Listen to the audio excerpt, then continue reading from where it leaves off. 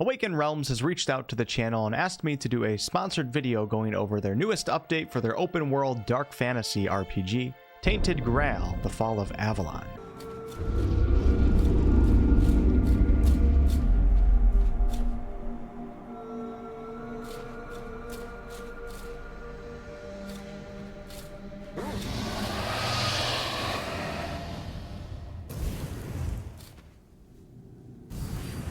You're not going to want to miss this one. For those unfamiliar, this game launched into early access just over a year ago, but the devs have been hard at work, clearly putting their hearts and souls into, I would say, an Elder Scrolls-esque dark fantasy RPG. Several systems have been overhauled now, there's performance improvements, and a ton of content has been added, including a new region.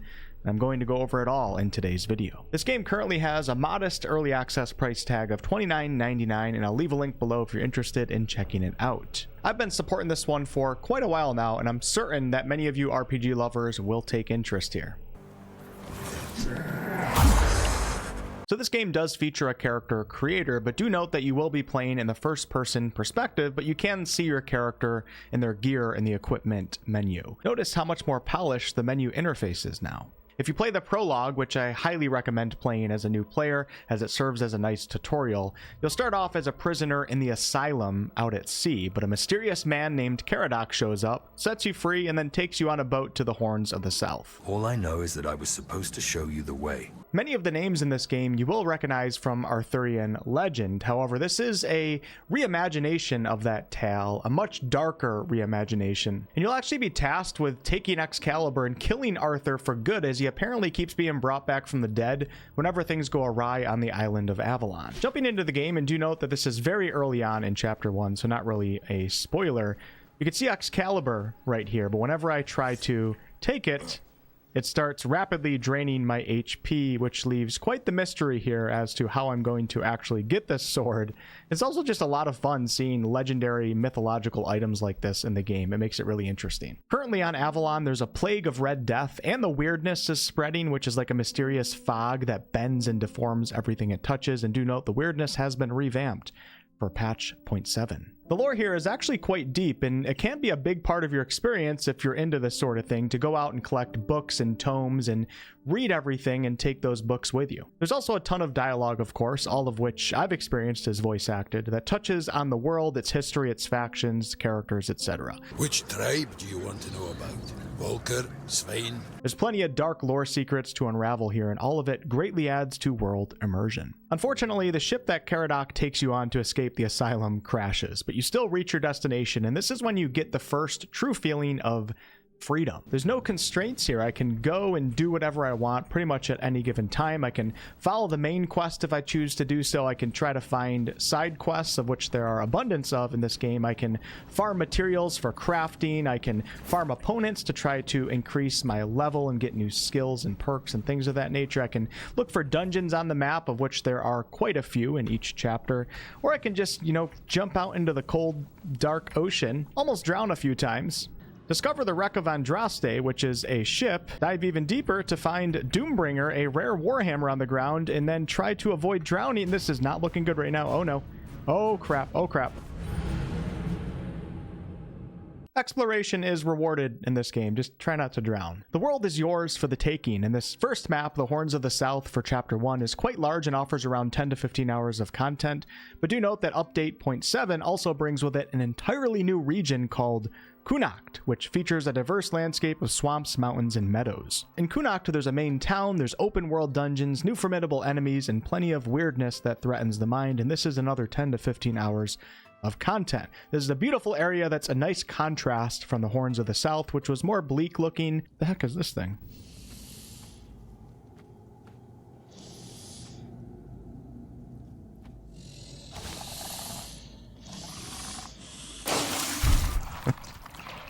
Oh, die, you stupid. As far as quests go, well, there's a ton of them in this game. And if we take a look at my journal here, I have 3 main quests that I'm working on, 7 side quests, and also 3 miscellaneous quests. And do note that some decisions that you make in this game do matter, as there are branching storylines. You can also end up in jail.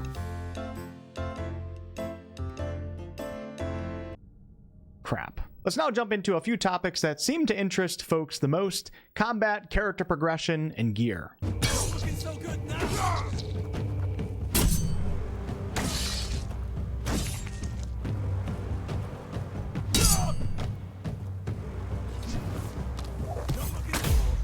This game allows you to play and build your character the way that you want to. There's no set predetermined classes. More so, you find weapons that you enjoy, and there's a ton of weapons in the game now, and then you level up your stats and choose skills that fit that playstyle. You could be a tanky defensive warrior, a stealth archer,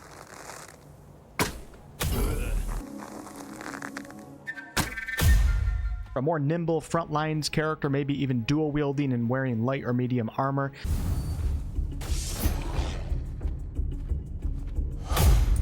You can of course go all out in magic, or perhaps build yourself into a hybrid such as an arcane warrior type. My character's going for a ranger vibe, and as you can see, I have out my longbow, but I also have a two-handed sword, I have some healing magic, and I have a summon wolf and raven spell. And the summon raven is actually pretty sweet because I can send the raven out and it will circle around an opponent's head, distracting them, allowing me to create some distance. Switching over to a level 20 magic focused character, you can see that I have my staff out right here. And the cool thing about the staff is when I bonk enemies in the head, it gives me a little bit of mana, which is a nice little weapon affix.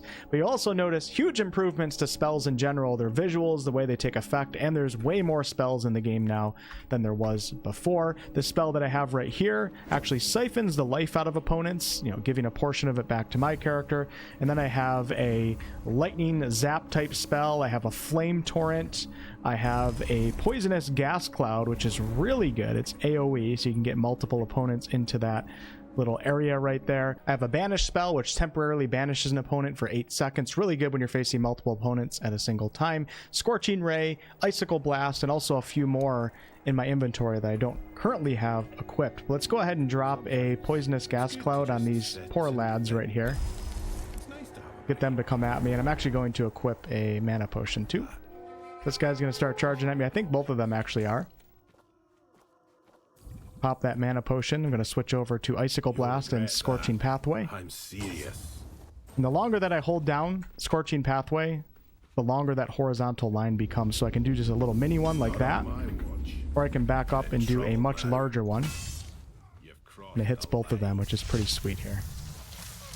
Spellcasting and the magic system in general has been overhauled, and it's much better now, especially in terms of visuals. And actually, the visuals for the entire game have been overhauled with update 0.7. It's very noticeable, especially with the game's lighting and textures. And one of the earliest things that I noticed was this new mysterious night sky in Chapter 1. I think it also is in Chapter 2. And before the update, I only recall a rather bland looking sky. There's also been a ton of performance improvements, making the experience much smoother. Weapons in this game are also super fun to use, and the combat system overall just keeps getting better. The feeling of impact used to be a problem, but it's certainly not anymore. Weapons have light attacks, heavy attacks. You can parry with some weapons. You can block. There's sprint attacks. You can dual wield in cool combinations. You can sneak attack, of course. There's critical hits and weak spots on enemies, such as headshots. I really appreciate when RPGs include mechanics like that. The entire system has been overhauled, including sound effects, and it's feeling good now. Finding new powerful weapons is also a big part of the fun. As you can see, there is a dead human right here just on a rock in the middle of the pond, and I just came across it. And if we go up to the body, I can take the sword out, and the sword is called Blood Oath, and if we take a look at it, it actually deals 100% more damage if the enemy is below 50% max health. It does have a strength requirement and dexterity requirement, but if we take a look at it, the sword is pretty awesome. Let's take a look at it in the right lighting. As you can see, when I turn towards the sun right there, you can see the red on it. Now, it's important to note that there is a stamina system in this game. You can see it in the bottom left represented in green, and when I dodge, it actually does cost stamina. And also, when I swing my sword, and of course do heavy attacks and block, all of this does consume stamina. You have to keep an eye on that and manage it. And also, of course, you can upgrade it through endurance. As far as your gear goes, your encumbrance level for the gear that you're wearing is important to keep track of, as it affects stamina regen, attack speed, casting speed, and dashing. There's plenty of equipment slots and a variety of different gear to be found in this game. Some that focuses more on physical defense, while other armor types might focus more on magical defense. Now let's talk about leveling up. So once you've killed enough opponents or completed enough quests, you do actually level up, and then you rest at your bonfire, and then you get to invest into stats and also skills. For stats, we have strength, endurance, dexterity, spirituality, practicality, and perception. And as you put points into these different attributes here, it increases a variety of different aspects in the game. Perception helps with critical chance, price of sold goods, chance to destroy lockpicks, sneak damage, strength is melee damage, dexterity is range damage, attack speed. You guys get how it goes. And you also get to put points into skills, and these are kind of like your perks here, and this character has invested heavily into spirituality, which is magic in this game. And as you can see, I have 2 points into magic attacks, have additional 20% crit chance. Over here, restore 20% of max mana after killing an enemy with a critical strike. For every 10% missing mana, you deal 5% more damage. My other character, my ranger, has some points into perception where you get sneak damage increase, you get parry bonuses, better lock picking perks here, and then dexterity is dashing and some range stuff, and attack speed. Endurance helps with HP and stamina type perks. We have coming back from exhaustion is 25% faster. For 2 seconds after taking damage, your next hit will heal for 5% of your max HP. Really cool perk. And then strength, of course, buffs up your melee attack, gives you bonuses to fighting with one-handed melee weapons, or even perks such as heavy attacks with two-handed weapons shatter frozen enemies, so you can have a little bit of synergy going there, especially if you play as like an arcane warrior and you have a way to freeze enemies. And if you invest into strength as well and take this perk, you can shatter those enemies. Also note that there are proficiencies in this game, and I really love how they're going with the old school system of the more you use it, the better you get in certain aspects and certain proficiencies. So athletics, for example, the more that you swim and the more that you sprint, the higher your athletics is going to increase, and it's going to make you a little bit better at all of that. And for dexterity, the more that you use archery, the better that you get at archery. The more that you wear heavy armor, the more powerful your heavy armor becomes. And then, of course, we have the more that you sneak around, the better you become at sneaking and things of that nature. Love to see that. And also note that in dialogue, there will be skill checks at times, and depending on your stats will determine the likelihood of you succeeding. You might try to intimidate somebody in dialogue, or you might try to persuade someone. Now let's jump into a quick segment about crafting. Like many other aspects, the crafting system has also been overhauled. You'll notice right away that this game allows you to pick up an insane amount of items in the environment. You'll find coins on shelves, onions, apples, lockpicks, books, the list goes on.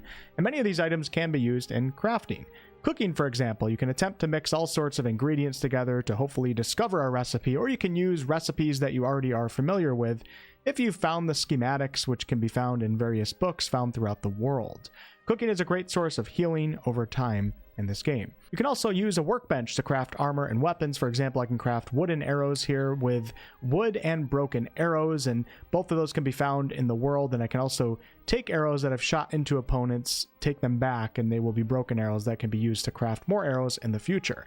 Crafting armor may require certain types of ore, so be sure to have a pickaxe with you, as you can mine ore if you're out exploring. Animals will drop leather, and you can also fish in this game. It's not just you that does crafting, though, as you can talk to a blacksmith, and the blacksmith will allow you to create relic slots and add relics to your weapons and gear. If I add a slot to this sword right here at the cost of some gold, if I have relics in my inventory, which can be found throughout the world, I can then add a relic to the sword for an additional benefit, such as increased damage by 1%. The blacksmith also allows you to upgrade weapons and armor for the cost of coins and shards. You can even dismantle weapons and gear with him to obtain materials. Alchemy in this game, like cooking, involves gathering different materials and combining them together to create powerful elixirs and potions. Some of you may have noticed me laying down a campfire earlier, and you can access the campfire by going to the new quick wheel right here, where you can see all of your weapons and various items. Do note, though, that many of these can be put on hotkeys, such as your weapons and potions. But if I go to the other wheel, we have Bonfire, Call Mount, and also a Spyglass. But if I click on Bonfire, I can place a bonfire out in the wild, such as right here. At a bonfire, you can, of course, cook, you can rest. This is where you'll level up and invest points into skills and stats. And if you have enough ethereal cobwebs, which can be found on opponents at nighttime, they drop ethereal cobwebs, some of them do, you can fuel your fire with these ethereal cobwebs, and this basically protects you from the weirdness, and this will make you rest safely, so none of those random encounters waking you up in the middle of the night. But this will also allow you to fast travel, identify items, and do some alchemy. So yeah, update 0.7 is pretty massive, and it comes with some significant changes and, of course, additions to the game. I've been having a blast. I'm really happy that we have a studio that's trying to take on this type of formula for an open world RPG where there's a ton of lore and books. You can pick up a million different items, do whatever you want to do, and things of that nature. It's really cool to see a studio doing this, and I've been watching this game ever since they announced it a year plus ago. I've played pretty much every patch, and the improvements are excellent to see. See a lot of great potential in this game. I'll leave a link down below if you guys want to pick it up right now for $29.99 on the Steam store. We don't have an official release date yet, but it's going to be coming at some point, so catch you all in the next one.